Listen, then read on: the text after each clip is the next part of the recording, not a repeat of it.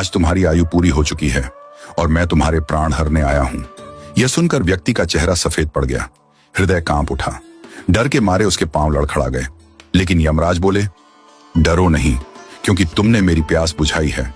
अतः मैं तुम्हें एक विशेष अवसर देना चाहता हूं, तुम्हारी किस्मत बदलने का मौका।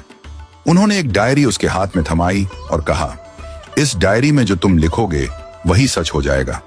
तुम्हारे पास ठीक 5 मिनट का समय है, जितना चाहे लिख लो, पर ध्यान रहे केवल 5 मिनट।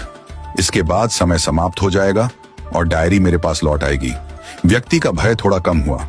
वह सोचने लगा, अब तो मेरी किस्मत मेरे हाथ में है, मैं सब कुछ बदल सकता हूं। उसने जल्दी जल्दी डायरी खोलनी शुरू की। पहला पृष्ठ देखा, वहां लिखा था, तुम्हारा पड़ोसी रामदीन कल लॉटरी जीतकर करोड़पति बनने वाला है। व्यक्ति को ईर्ष्या हुई।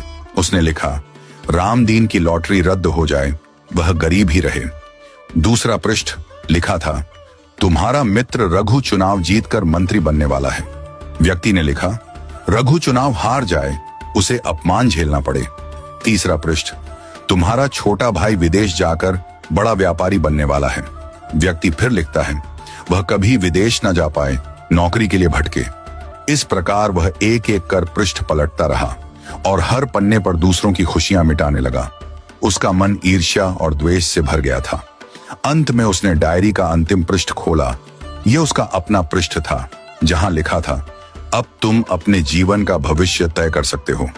वह मुस्कुराया, पेन उठाया, लेकिन तभी एक ठंडी सी आवाज आई, वत्स, तुम्हारा 5 मिनट का समय समाप्त हो चुका है। यमराज ने धीरे से डायरी उसके हाथ से ले ली और कहा, तुमने अपने जीवन का सबसे कीमती समय दूसरों का बुरा सोचने में बर्बाद कर दिया। न स्वयं के लिए कुछ लिखा, न अपने जीवन को सुधारने की कोशिश की। यह अवसर तुम्हें ईश्वर ने दिया था, पर तुमने अपनी दुर्बुद्धि से उसे खो दिया। अब पछताने से कुछ नहीं होगा।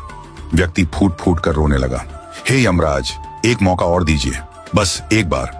यमराज शांत स्वर में बोले, वत्स, समय और अवसर दोनों यदि एक बार निकल जाएं, तो फिर लौट कर नहीं आते। यही सत्य है, यही धर्म है। और फिर यमराज अदृश्य हो गए। समय अनमोल है, इसे सोच समझकर उपयोग करो। ईर्ष्या और द्वेष जीवन को नष्ट कर देते हैं। यदि ईश्वर तुम्हें कोई शक्ति या अवसर देता है, तो उसका उपयोग अपने और दूसरों के कल्याण के लिए करो। दूसरों का बुरा चाहने से तुम्हारा भला नहीं होता। जो व्यक्ति अपने भाग्य को सुधारने की जगह दूसरों को गिराने में समय लगाता है, वह अंत में अपने हाथों अपनी ही हार लिख देता है।